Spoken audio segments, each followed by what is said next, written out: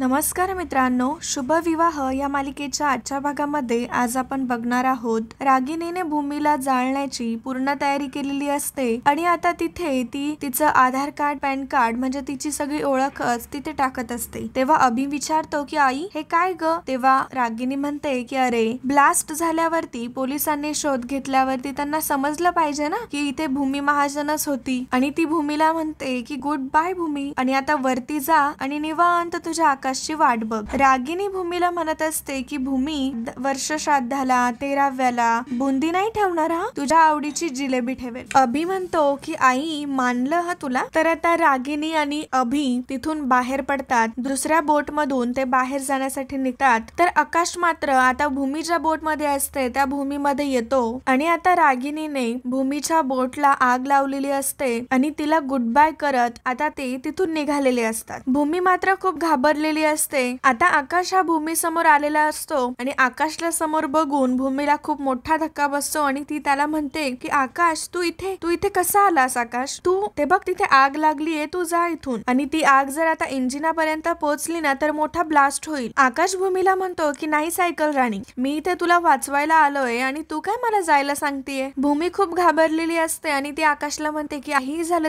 आकाश, माझं काहीही झालं तरी चालेल पण प्लीज तू इथून बाहेर पड, ते बघ तिथे पाणी आहे, बोट आहे, तू प्लीज इथून जा। तेव्हा आकाश मात्र तिचं काही ऐकत नाही आणि तो म्हणतो की नाही सायकल राणी, इथून जायचं असेल तर आपण दोघांनी जायचं, नाहीतर आता जे व्हायचं असेल ते होऊ देत। आगीचा प्रवाह हा वाढत चाललेला असतो आणि आता आकाश भूमीलाही सोडवतात। आकाशने भूमीला सोडवलेलं असतं आणि आता दोघंही एकमेकांना मिठी मारतात। आकाश भूमीला विचारतो की भूमी आपण मरून जावं असं कोणाला वाटतंय? तेव्हा भूमी सांगायला जाते की आकाश आपण मरावं असं वाटतंय रागिनी आणि तितक्यातच आता बोटचा मोठा ब्लास्ट झालेला असतो आणि आता त्या आवाजाने रागिनी व अभिला समजलेलं असतं की आता भूमी गेली। तर आता इकडे घरी अथर्व आणि मानसी असतात।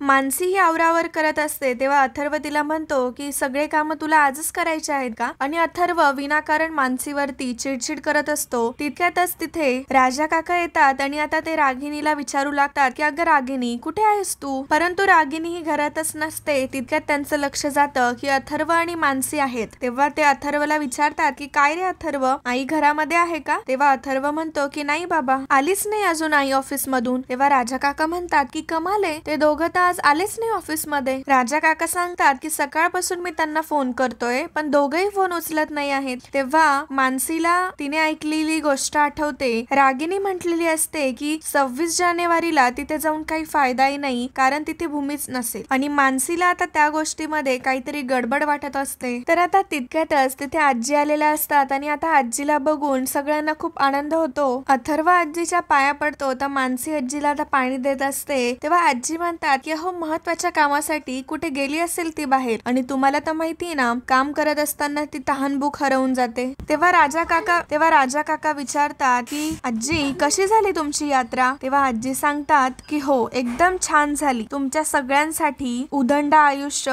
सुख समृद्धी सगळ्या गोष्टींची प्रार्थना करून आली मी। माझ्या आकाश व भूमीसाठी पण दीर्घ आयुष्य मागून आली। त्या दोघांसाठी मी प्रसाद आणलाय आणि त्यांना प्रसाद देण्यासाठी मी स्वतः जाणार। तर आता भूमीचं नाव काढल्यावरती मानसीच्या डोळ्यात पाणी येतं। तेव्हा आजी विचारतात की काय ग बाळा, भूमीची आठवण येतेय का? तर आता आजी मानसीला प्रेमाने जवळ घेतात आणि तिला सांगतात की मी जाणार आहे ना आकाश भूमीकडे जयसिंगपूरला, तर तूही माझ्यासोबत चल। आजी आणि नाचून दोघेही गप्पा मारत जाऊ। तर आता निलांबरी आणि पौर्णिमाने हे ऐकलेलं असतं। तर आता आजी आणि मानसी जयसिंगपूरला भूमीकडे जाणार हे ऐकल्यावरती निलांबरी आणि पौर्णिमाला फार टेन्शन झालेलं असतं आणि आता त्या विचार करतात की भूमी तर इथेच आहे, ती तर इनामदारांच्या ऑफिस मध्ये काम करते। पौर्णिमा म्हणते अगं आई जे मला माहिती तेच काय सांगते मला आणि तू जरा हळू बोल ना। पौर्णिमा विचार करत असते की जर आजी तिकडे गेल्या तर आपलं सगळं बिंग फुटेल आणि आता त्यांना तिकडे जाण्यासाठी कसं थांबवायचं? निलांबरी पौर्णिमाला म्हणत असते की अगं तू तुझ्या सासूला फोन कर आणि सकाळपासून त्या कुठे आहे ते विचार। पौर्णिमा म्हणत असते अगं आई मगाशी बाबा काय बोलले तू ऐकलं नाही का? आईंना फोन लागतोय परंतु त्या उचलत नाहीयेत आणि इथं तर नुसती आग लागलीये। तरी पण निलांबरी म्हणते की कर ग बाई फोन कर। त्यामुळे आता पौर्णिमाने रागिनीला फोन केलेला असतो। तर इकडे रागिनी विचार करते की आता पौर्णिमाचा का फोन येतोय? एकतर यांनी सकाळपासून फोन करून ताण दिलाय आणि आता त्यात ही का फोन करतीये, काहीतरी महत्वाचं असू शकतं। त्यामुळे आता रागिनी फोन उचलते तेव्हा पौर्णिमा तिला म्हणते की आई अहो इथे आजी आल्या आहेत. तेव्हा रागिनी म्हणती मग त्यात काय नवले, ती तर येणारच होती. पौर्णिमा म्हणते की अहो मी पुढे काय बोलती ते तर ऐकून घ्या.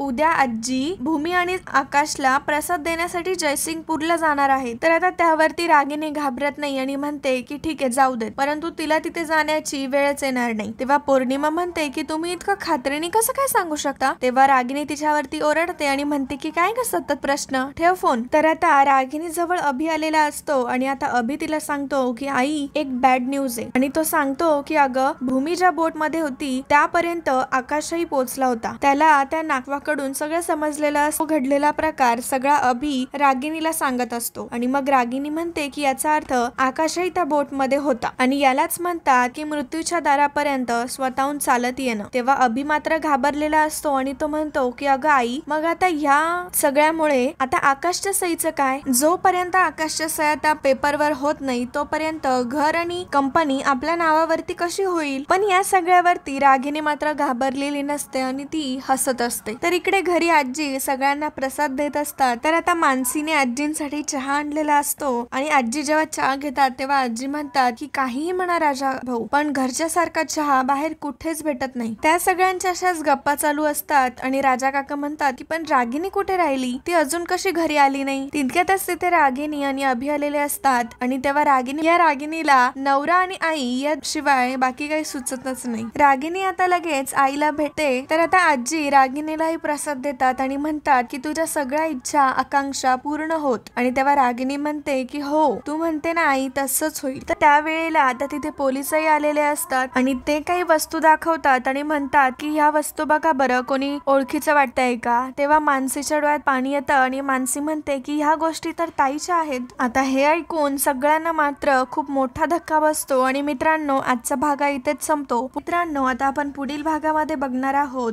सगळ्यांना असं वाटत असतं की आता आकाश आणि भूमीचा मृत्यू झाला आणि आता रागिनी खूप नाटक करत असते आणि आता ती म्हणत असते की आता मी यांच्याशिवाय कशी जगणार. सगळे खूप रडत असतात आणि तितक्यातच आता आकाश तिथे येतो आणि आकाश आत्या अशी हाक मारतो. तर आता आकाशला तिथे बघून आता घरातल्यांना खूप आनंद वाटत असतो, परंतु रागिनी आणि अभिचा मात्र चेहरा पडतो आणि ते खूप घाबरलेले असतात. तर मित्रांनो आता आकाशची ते एंट्री झाली, परंतु पुढे काय होणार हे बघणं खूप रंजक ठरणार आहे. तर असेच मालिकेंचे अपडेट्स बघण्यासाठी आताच आपल्या चॅनलला सबस्क्राईब करा. धन्यवाद.